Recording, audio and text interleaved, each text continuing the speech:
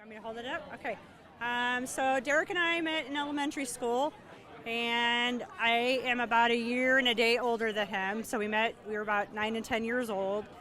And whenever I would see him in school, he was like, "Hey, Karen, why are you so much taller than me?" He thought I was younger than him. He thought we were the same age, and I'm like a little bit older than him. He's like, why are you so much taller? I'm like, I have no idea, but you're a boy, so you're gonna grow more than I am. And so it was just, we've had a really good friendship and for 50 years, and I'm just so glad that I know him, and I know all of you guys too. You're amazing. And he gave you noogies and Oh yeah, he picked on you. Yes, he's always picked on me like I was his little sister, and I feel like he was always my one of my little brothers too. So it's perfect. And then our sister and brother got married 30 years ago this month. It's been 30 years, right? Yeah.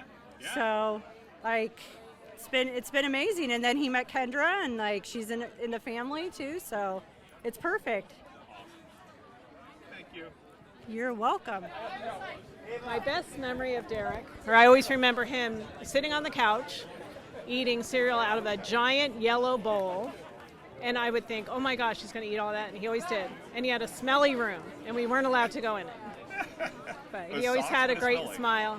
Like Teenage boy disgusting. Teenage boy disgusting, yeah. Awesome. But he was always kind and nice. And I liked how he winked or whatever.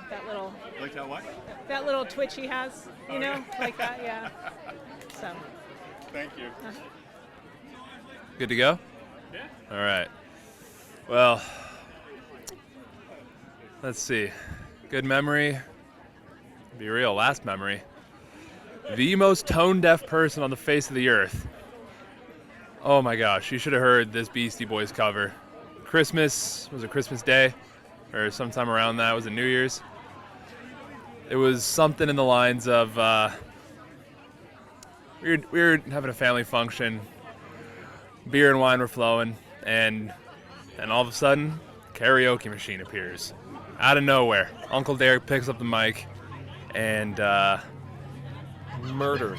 murders. He's asking my dad, "Hey, play some Beastie Boys, play some Beastie Boys." Let me He get didn't some. kill it. He didn't kill it in a good way. He murdered the song. He took the song out back behind the barn and put a slug through it. It was One of the worst renditions I've ever heard of the Beastie Boys.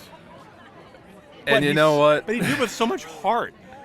It was just. He was putting his whole back into that thing. He was sweating afterwards. He Yeah. put his soul into that. And yeah, we're gonna miss him. So I've got 3 decades of memories with him, but I just think some of the things that pop into my head are so much basketball. He and I, he loved sports. That's an understatement. And he and I went and played the 3-on-3 tournament here in Phoenix, and we made it to, it was either the finals or the semifinals, and I don't remember which, but we lost at the end to Dan Marley's brother's team. So, but we made it all the way to the end, and he did a great job. But we're recording. But you're next. You're next. No, actually. So, but we ended up doing very well. But that was about it. So that's a basketball memory, and oh my gosh, countless memories with that man. Love the guy. He was a great brother-in-law. It's very surreal that he's not here, but. He's a great dad to Garrett. Garrett, he loves you. Sage, Emmy, you're just little girls right now. I'm an infant and teeny. You'll listen to this later on, years from now, and know that your grandpa Derek was a good man. He was a good dude, heart of gold, very, very funny, loved people, had a heart of service. And he loved the Lord. He loved Jesus with all his heart. So know that. It's all good. One other thing I'll add about Derek. He was a story man. He was a storied man with a story for everything you could ever bring up. You talk to him about something, he's going to bring up, oh, yeah. So you keep talking. Guys, sit down next to Cameron. Yeah.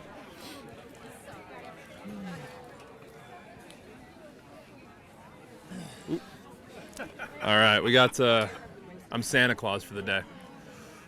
This is my elf. I'm falling. But what I was saying, Uncle Derek was a storied man. He had a story for everything.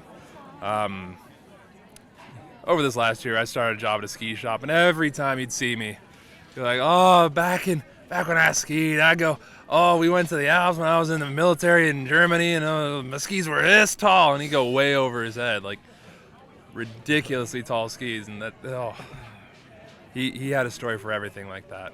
What was it? Striking out Barry Bonds. That's what Phil told us. We didn't even realize that was a thing until. Let's identify ourselves because Sage and Emmy may not know who we are. Oh, right. Y'all are going to be growing up in old Dixieland. Kentucky right now. Yeah. So your father, Grandpa Derek has a sister named Diane, and Grandpa Derek has a sister named Leslie. Diane is my wife. I'm Chris, and this is my firstborn, Keegan. I'm Cameron. I'm the one who's been yapping the whole time. Jonathan, the third born. And yeah, at the time of recording, I am 23. Within the month, going to be 24. I am 26, going on 26.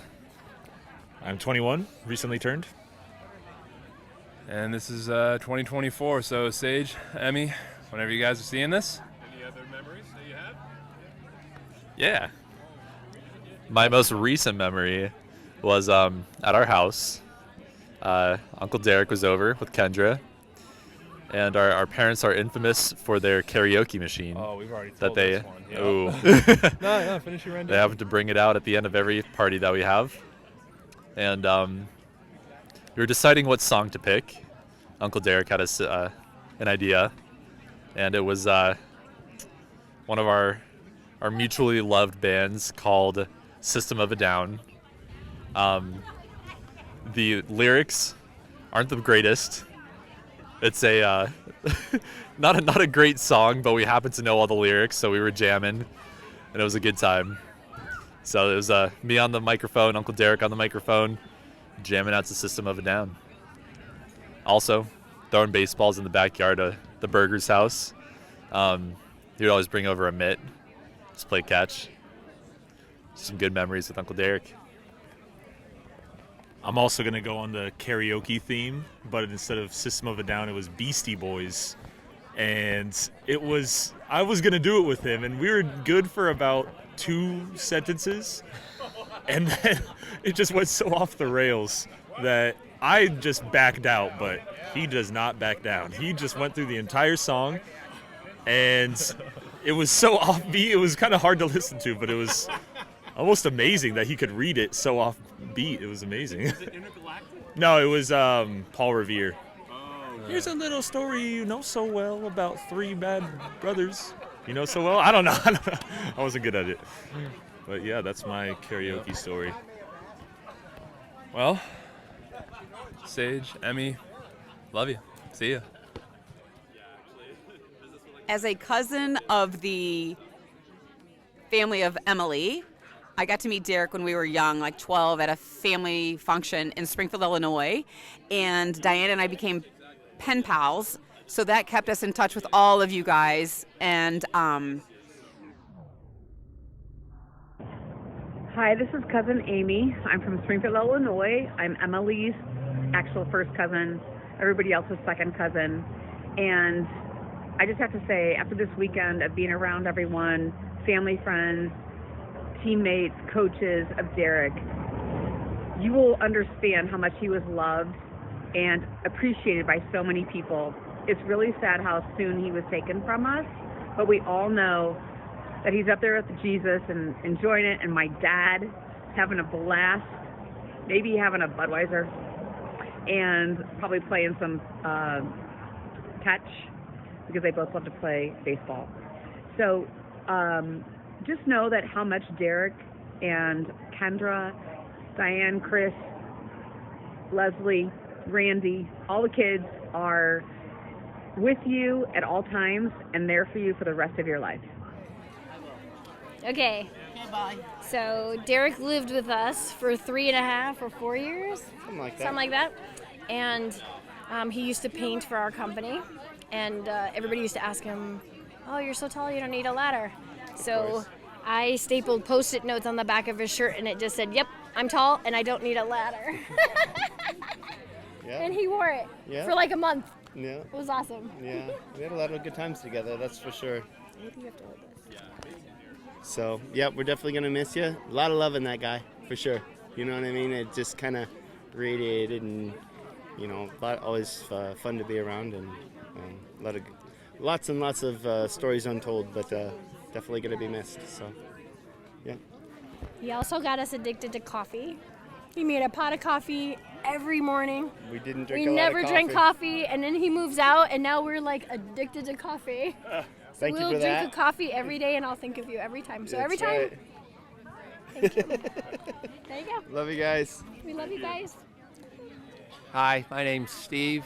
I'm Kendra's brother-in-law, and my life intertwined with Derek's through three things. It was Kendra, Buffalo Trace, bourbon, and golf.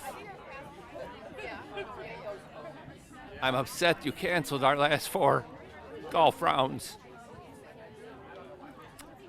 But we had a good time golfing the years before, whether it was 90 degrees or 105 degrees. It always took me 2 shots to catch up to your drive, though. And I'm sure you're playing great golf courses in heaven. Thanks. Hi. Hi. Talk to the thing. We're the Millers. As if you didn't know. No, you're supposed to tell My him a God, story there are about so Derek. many stories. Tell him a story about Derek. Derek and I set off in an adventure one time and drove my dad's Dodge Power Wagon, brand new, to Springfield, Illinois, Oh my God, here we go. to pick up Emily's half-sister, Winnie Hubbard, who we used to communicate back and forth back in the 70s. You're gonna have to edit this. Sorry. No, but it was so much fun. Derek and I, we drove to Springfield, Illinois. It took us a day and a half. Had such a good time. Got to hang out over there on the farm with all of Emily's family. Had such a good time, and I left Derek there. And he worked on the farm that summer with the whole family. But man, what a blast. We had such a good time. Derek and I have done so much together. Uncle Dave. Yeah. Tell it. Yeah. Tell it. Tell the whole story. No, that was it. I don't want to tell them the bad part. Yes, exactly. Oh, okay. We had such a good time. Well, tell him 5 years of your Yeah, life yeah, yeah. instead of 50.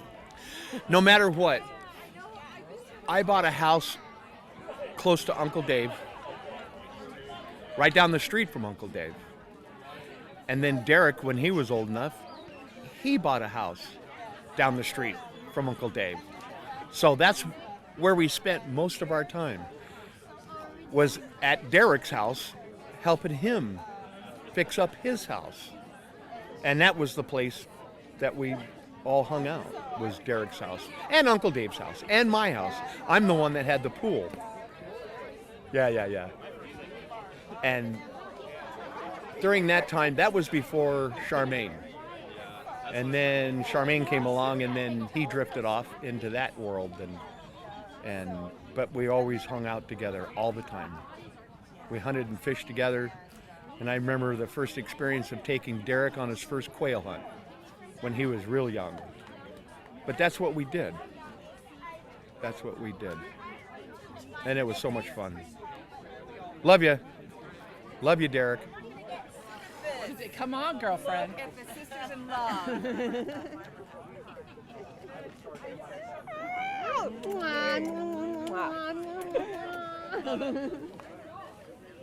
I want in that one though. You're in it? Yeah, get over here. Get in there. Get in there.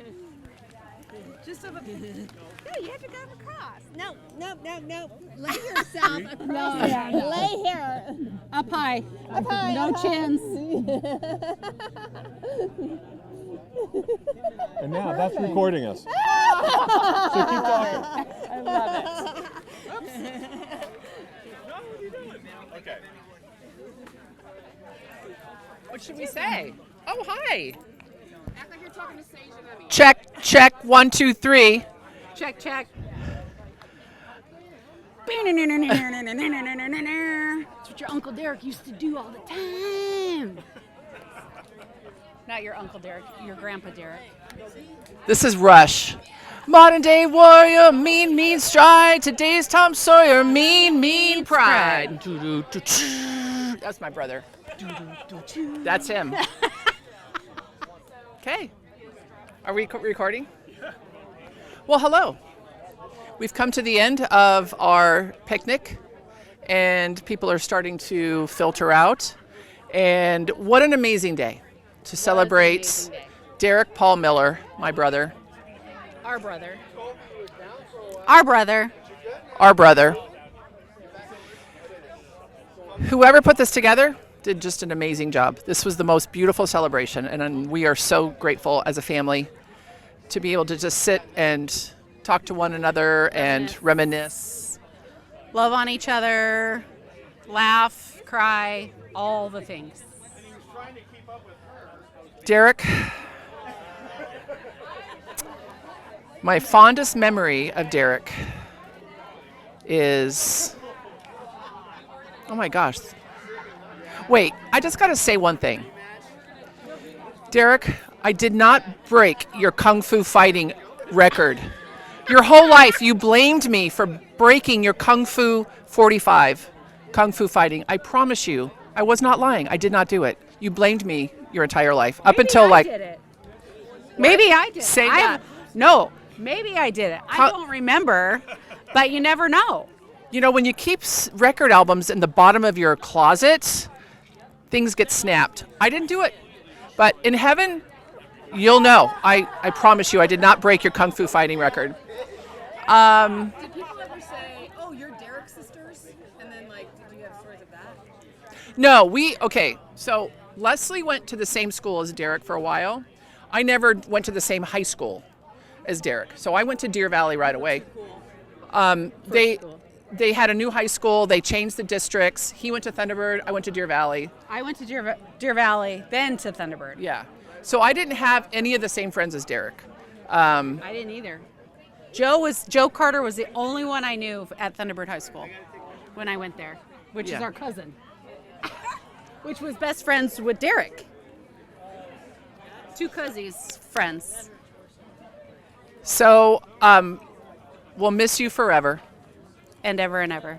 Until we and see your you mom, again. your mom is gonna come here, Mama. Come here, Mama. Come here and say something to Derek. Is it supposed to be to Derek? Well, I don't have anything planned. We don't either. No, it's off the cuff. Well, I think one of the proudest moments I had of my son, Derek, was when I realized that he had changed his best bus stop to go to school, and I wondered why. So I asked him, Derek, how come you're not going to the same bus stop? And he said, because Mom, those guys were smoking pot. And I knew that if I got caught with them, I'd get in trouble. That's a good one. Yeah. See, we didn't know that story. Nope. That's good. There was pot, I don't know how many times. Nope. Not never, to us. You not just to didn't us. want us to know. I'm proud of him. So many times to so many people. I'm sorry I missed you guys. That's okay. Now you know. Now you know. Just stopping by to tell a story. Thanks, Mom. Anyway, a drive-by. Place back in the pillow. Okay, you guys don't understand what that means, but That was our thing. So if we had to get up to go to the bathroom and we were all watching TV on the same couch or in the same room, if you got up, it was free. But if you called place back in the pillow, you got your place back. So who called it all the time and always got his space back? or else he'd beat you up. So it didn't matter if you called it or not. He would always get the place. He would always get the place back in the pillow. So. Who started Yaya? Cameron. Oh, okay. Yeah. And also imitate how Derek called you. Say, Sister!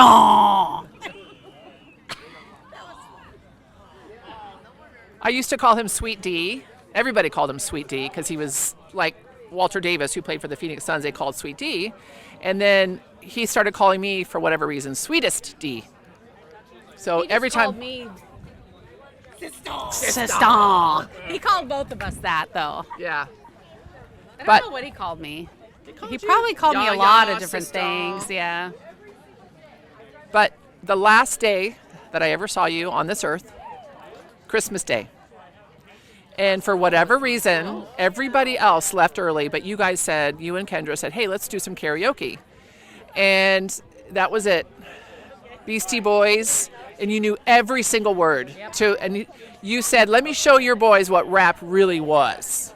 And I don't know what song it was. Paul Revere. I don't even know that song, but he was into it. He knew every word to the Beastie Boys. So at his first wedding with Charmaine, I was the DJ. And I had to put all this music together on those little discs, and all he cared about was the Beastie Boys. So we had more Beastie Boys than anything else, country and Beastie Boys, and then slow songs. That's all I had. Yeah, he loved the Beastie Boys. And I thought back in the 80s when he was listening to it, I was like, Mr. Judgy Judge. I'm like, this is terrible music. It sounds terrible. And now I love it. And by the way, Derek, that screen door that you dented at my house that you never told me about, I'm never changing it. Kendra told me you did it. Has your DNA on it. So now my screen door is non-functioning, but it's my Derek door now. And I still love you. Because we forgive forever and ever, we will forgive. Love you. Bye-bye. Love you. Bye. Your sissies. Hello, hello. This is Michelle Bunger, and my brother and I grew up with you, Derek, and Leslie, and Diane, and I have some of my best childhood memories, were spent with you and your sisters, and our parents were all friends in Gardena before they all got married, and I'm blessed to have been a part of your family for all these decades. And I love being able to stay at your house in high school for that semester. I don't know if you remember, but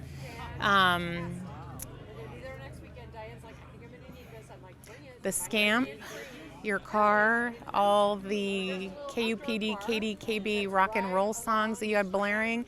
Diana and I agree that we think your stereo system, it was bumping, and we think you spent more on that than the car. But you were so kind at taking us everywhere. You take us to Drug Emporium, to Metro Center, back and forth to Deer Valley High School in that car, and those were just some great, great times.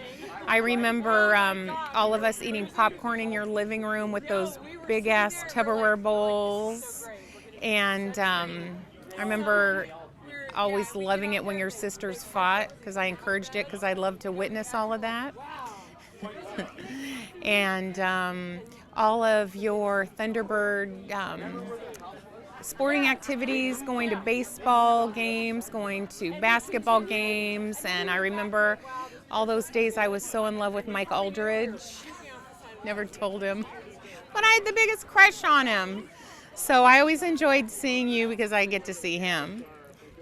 Anyway, I guess a lot of us did. So anyway, you were just a love and, a light in all of our lives, and it was a blessing to know you, a blessing to grow up with you. You were always happy. You poured the epoxy at my house in the garage, and it still looks beautiful. And I know you and your dad came up to Pine hunting, and we've all enjoyed so many wonderful memories together, weddings, and my brother wanted me to say hello to everybody, and he loves all of you. So anyway, I'm happy to be here celebrating you. You were just an incredible man, and thank you so much for your service and being such an incredible human being, and I love you. All right, you're on. I'm on? Is this microphone live? Test 1, 2, 3. So here's the deal. Derek, so your cousins are your first best friends. But my cousins were like siblings to me. We spent weekends, holidays, summers, any extra time we were together, be it at their house or our house. I will say I remember when they lived on Bluefield and it was a new house development. We always knew where Derek and his friends were because we rode our bikes through all the houses under construction. And there were Playboys in all of those houses, which were Derek and his friends leaving their mark. They thought it was their secret stash. And they would, leave their Playboys there. So that was fun. And then, you remember that? Oh, 100%.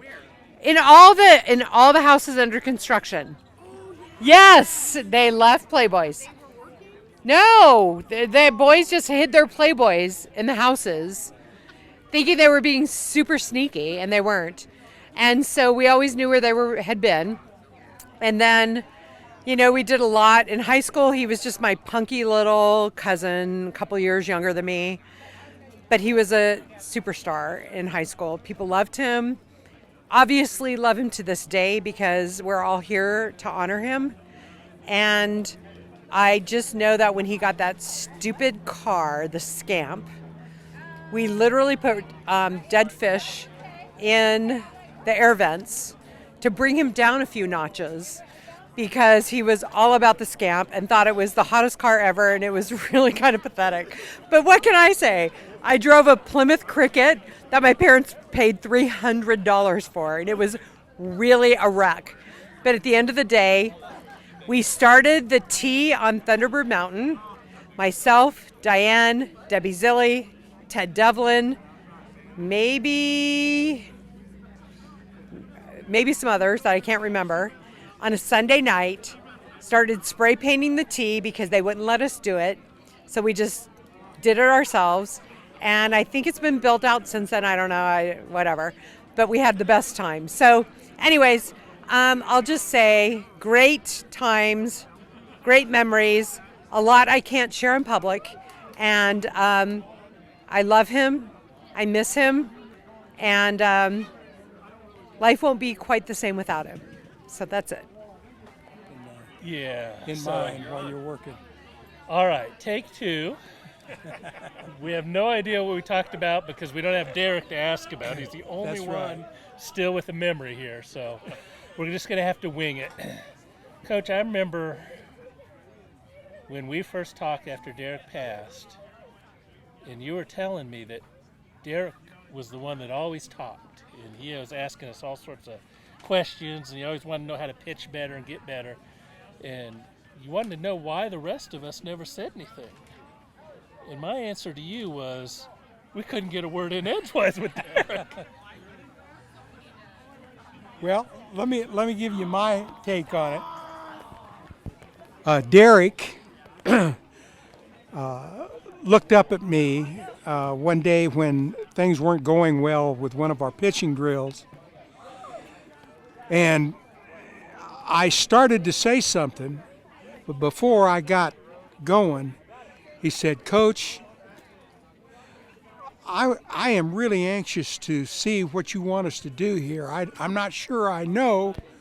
And I said, "Well, yeah, let me get these other guys over here, and we'll figure out what we want to do in this drill." Well, during the drill and during the explanation for the drill, there wasn't anybody talking except for Derek. He had a question about everything, anything, and things that didn't even have to do with baseball, I believe. quite a talker. Now, I asked the other guys, why didn't they have some questions like that for me? I was getting a little tired of Derek. You know, he was the only. I concluded that maybe they were a little intimidated by my harsh questions. I don't know. But there sure wasn't anything intimidated about Derek. No, that's true. And then the other thing I remember on Derek was being an outfielder. When you put Derek out on the mound, I viewed that as a day off, Coach. No hard balls coming my way. I might chase a lazy fly ball once or twice in the day, but I'm basically the DH, and I'm just standing in the outfield watching Derek take corners. That's how I saw it when Derek was pitching.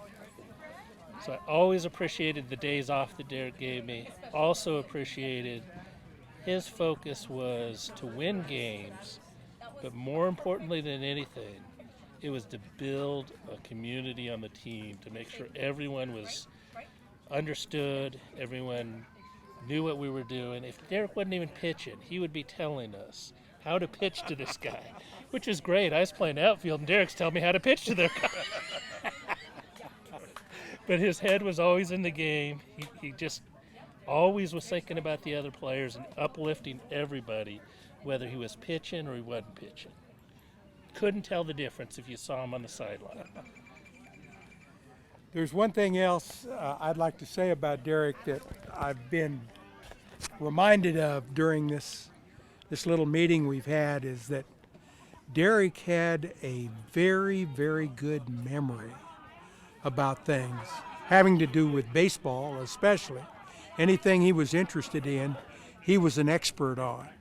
And in most cases, I'll say his conclusions were right.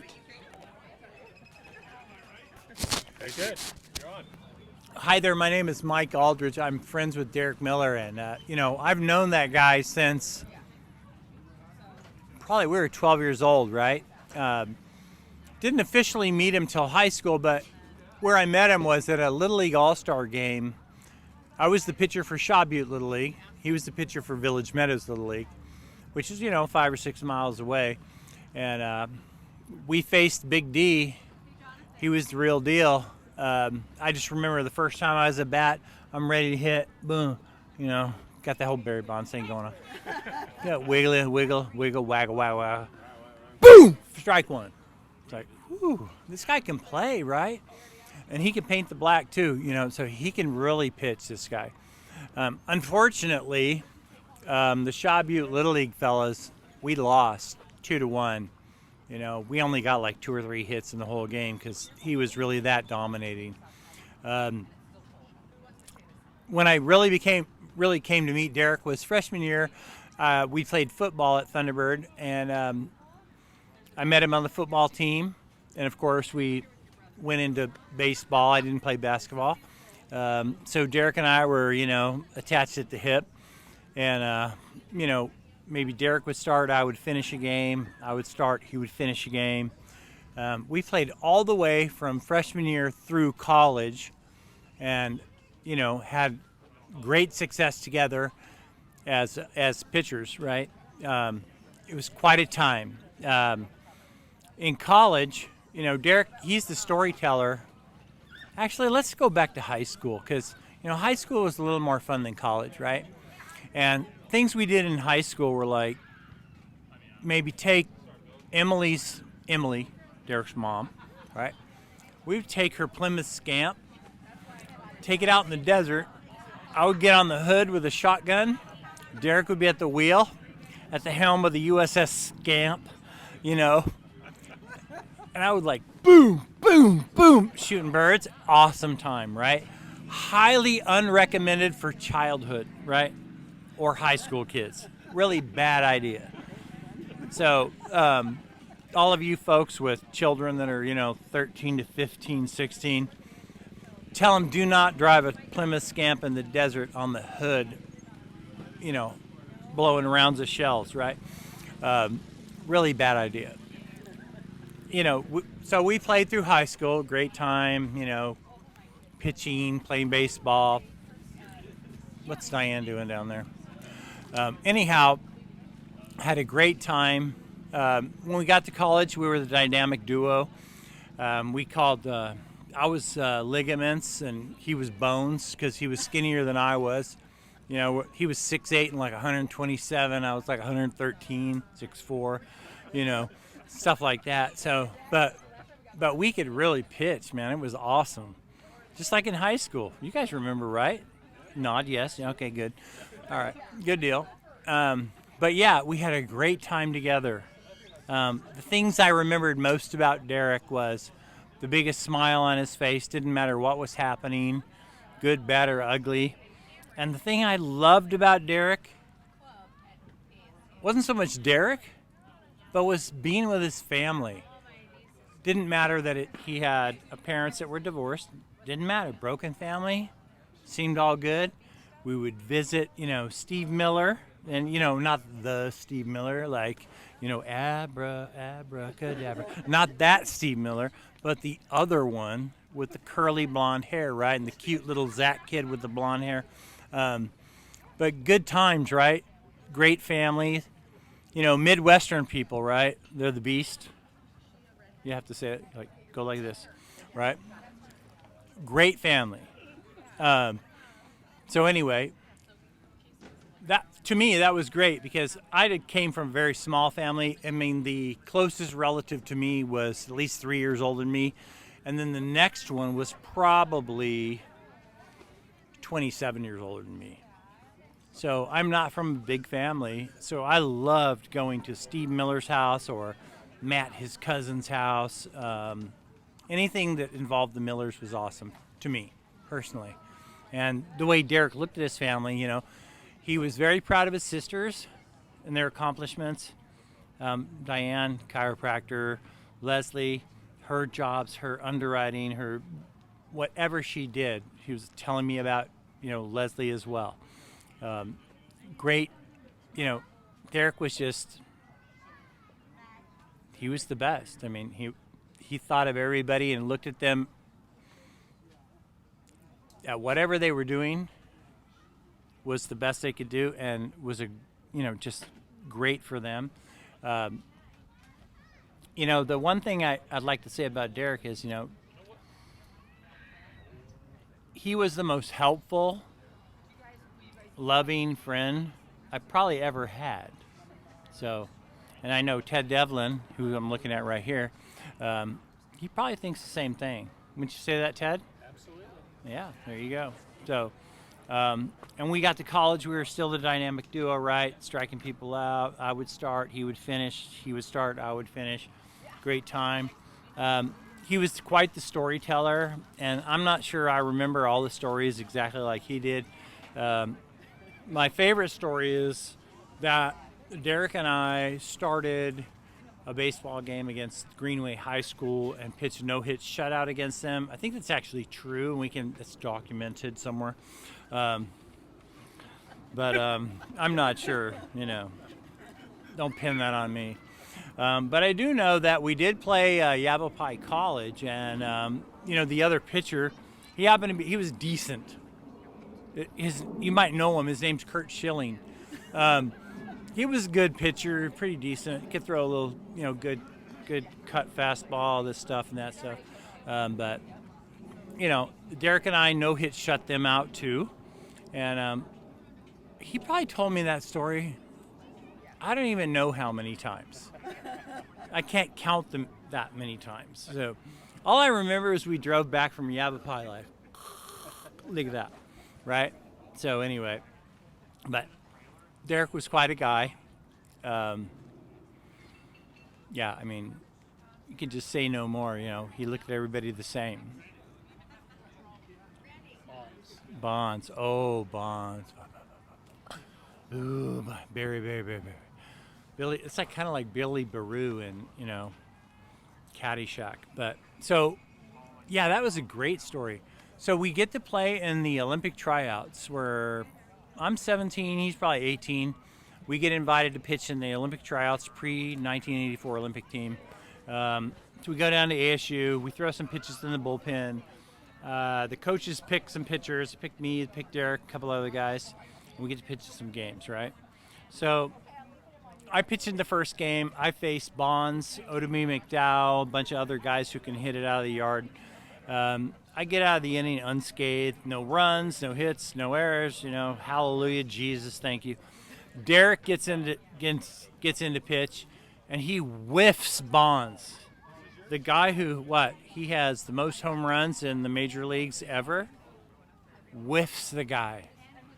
3 strikes, you're out, man. So that is Derek's claim to fame right there, is whiffing Bonds. Not many people can whiff Bonds, right? And by the way, Bonds wasn't buff and 240. He was like 6'2" and 175 pounds back then. So anyhow, yeah, pre-steroid, pre-cheating, and all that. That's why there's a star next to his name on the record book. But anyhow, it was a good time with Derek. Most loving, kind friend I think I ever had. I think Ted Devlin seconded that emotion. Yeah, it just. I guess another thing for me was Derek. He was always there to help somebody. Like Randy Preach says, he's looking at me like, "Hey man, you're just talking like there's no tomorrow." Yeah, kind of like Derek, right? Like forever. Like, is this a true story? Okay, no. So anyway, but yeah, Derek. I said, "Derek, hey man, can you help me move?" He goes, "Yeah." I go, "I need a truck." He goes, "Truck?" I go, "Yeah." He pulls up in my cul-de-sac with a truck from Hensley. Ooh, I like, right? This truck is a diesel with like a, the 53 footer refrigerated. Yeah. And bzzz, so moving was a charm, right? That's D, Big D, man, coming in to help you out. Let's revert back to Little League, though. 12 years old. I'm up there bad. It's Big D on the hill. Strike 1. Phil. Baritone. I can't even do baritone because you know me, right? I sound like a 12-year-old girl. So Phil is standing next to the snack shack going, 22 Daytona 2, and I know curveball. Poof. You gotta love Phil giving away the pitches, right? So anyway, lots of fun with Derek. Incredible guy. Loves everybody, hates nobody, right? He's just that guy, man. He's the best friend you could ever wish for. Thank you.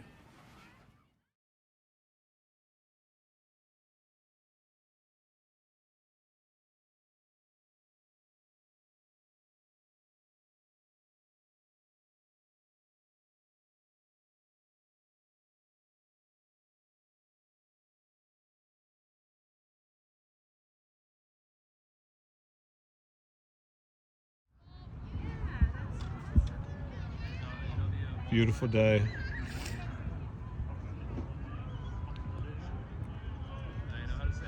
Beautiful day. I think Derek would have loved it. He would have been out there Yeah, he would have been throwing the ball around. showing boys how it's done. Yeah.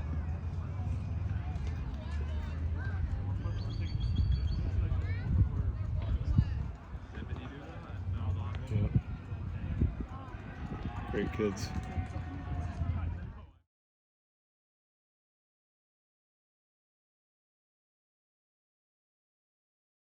I'm Diane. I'm Derek's younger sister. Older than her. Just really thank you all for coming out. Very touching that you all cared enough to be here. Mine is in the form of a letter to my brother. He and I used to write letters back and forth when he was in the Air Force about what was going on in our lives. This was way before cell phones and He was my pen pal. So I'm continuing a letter to my brother. And it's our lives. Dear Derek, we were only 20 months apart, and it's hard to believe you're gone. Seems like there's so much more life to live. We trust you are safe and sound in heaven, greeted by those who have gone before us. Probably playing pickup ball on those streets of gold, or pitching right past those pearly gates. My first memories are with you. Good, bad, and everything in between. My first best friend and my first enemy. Like the time when I was 3, we were living in Bakersfield, California. You thought it would be a good idea to put me inside the clothes dryer. Shut the door, and watch me spin around. Ouch. I would not suggest that to anyone. Or the time you took our sister Leslie's baby oil from the nursery, spread it all over the tile floor so we could ice skate. You were always so much fun. You were ADHD before it had a name. They called you Hyper. Always on the go, ready for your next adventure. I remember your stutter and how you overcame it. I remember moving from California to Arizona and moving into the Bluefield house. That is where most of our childhood memories really come from. You started the 3rd grade at Village Meadows Elementary. I started 1st grade, and Leslie started kindergarten there. Our morning routine was watching the Wallace and Ladwell show while you ate your Wheaties from that giant Tupperware bowl. We knew that as soon as that last cartoon was over, it was time to start walking. We loved that school, but sports is really why we loved school. Everything revolved around sports. You excelled in baseball. Most of your friends here today are a direct result of your years pitching. Our family spent years watching you play and gain your confidence on the field. You were equally talented in basketball.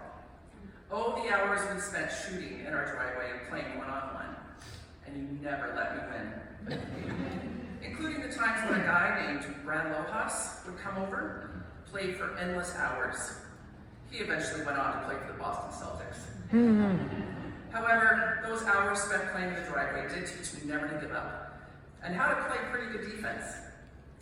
In the summer, we would play until late into the night. It was more than a dozen times that our neighbors would come out and remind us it was 10 o'clock, time to put away the basketball. As far as music, you ruled the stereo.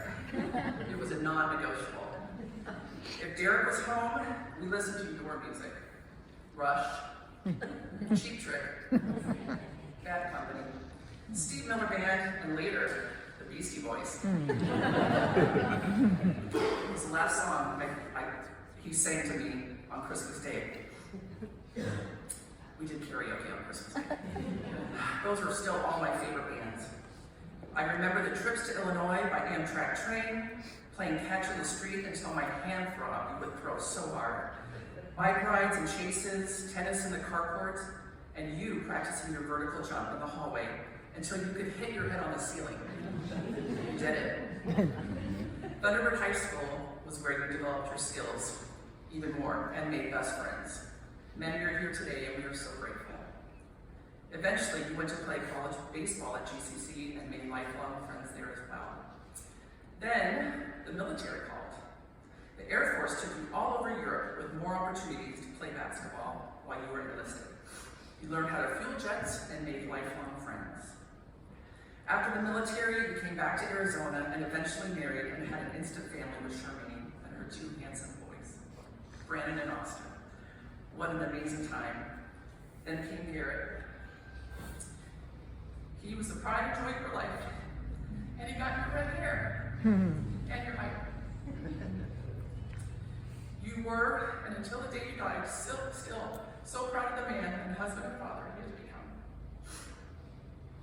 Kendra entered your life several years ago, and what a great choice you made in her. We couldn't love her more. You are our sister in love. In closing, Derek, your death was so unexpected, and we grieve your loss, but know that because of your faith in Jesus, you are with him now. No more pain, no more suffering, and we will see you again. What a promise we have in that. We all have an expiration date. Yours was sooner than we all could have imagined. I hope everyone listening to this will understand that we all will leave this earth one day. No one gets out of here alive. Where will you spend eternity? We know where Derek is. Not because he was a good guy or he did good things. It's because he believed in Jesus. So for now, it's not goodbye. It's we'll see you later.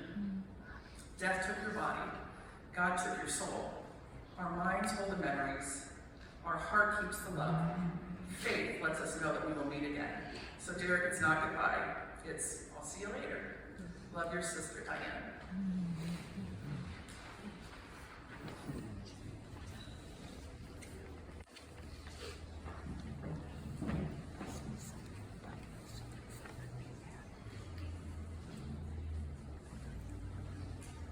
Well, the day's finally come to celebrate my son. And thank all of you for being here. I know he would be very tickled to see old baseball coach, basketball coach, friends and relatives that he's known by 10, 53 years. One friend for that long. I don't think I could live that long. Oh, wait a minute, over here.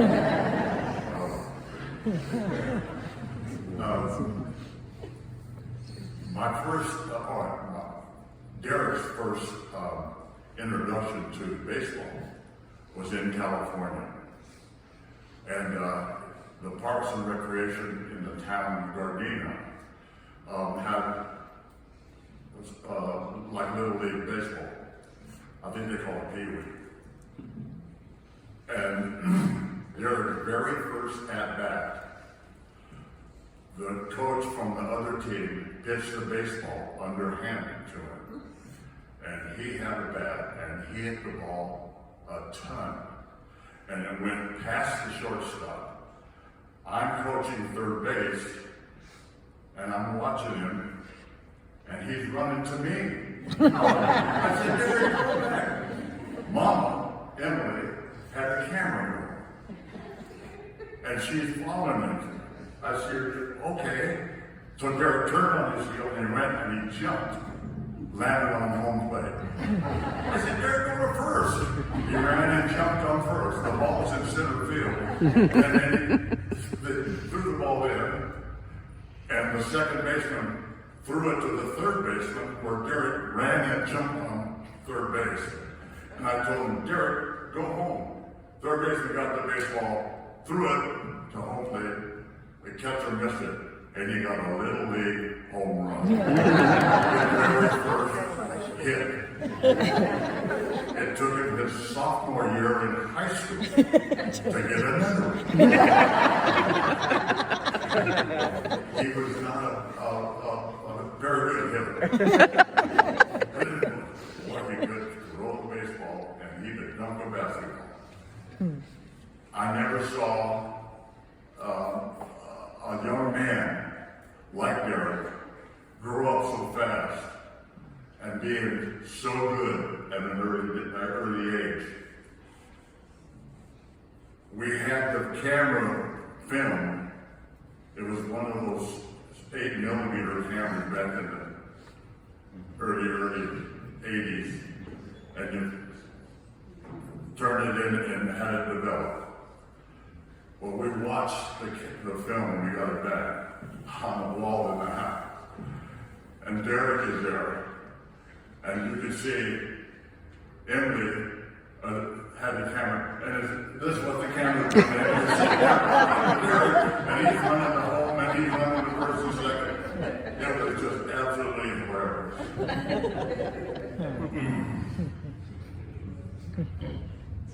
I have a feeling the reason that we lost Derek at such an early age,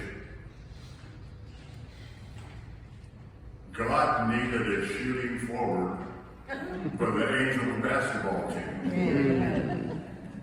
It also needed a relief pitcher who could come in get on the mountain and throw BBs, and he could beat, God could beat the devil with Derek's help. That's why he got Derek to enter heaven so soon.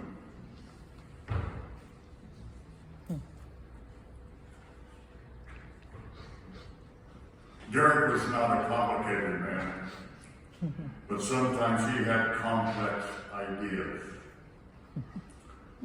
But he had a down-to-earth soul. He was very proud of his son, Garrett, who, like his dad, was a two-sport athlete at Wickenburg High School. Of course, Derek was at Thunderbird. So, let me catch up here. Well, and also, it doesn't seem possible that at an early age that God made him a grandpa through the birth of Emmy and Sage to Garrett's wife. He was so proud. The problem is, those two sweet babies won't be able to grow up with their grandpa loving them and caring for them like I care for mine. Thank you.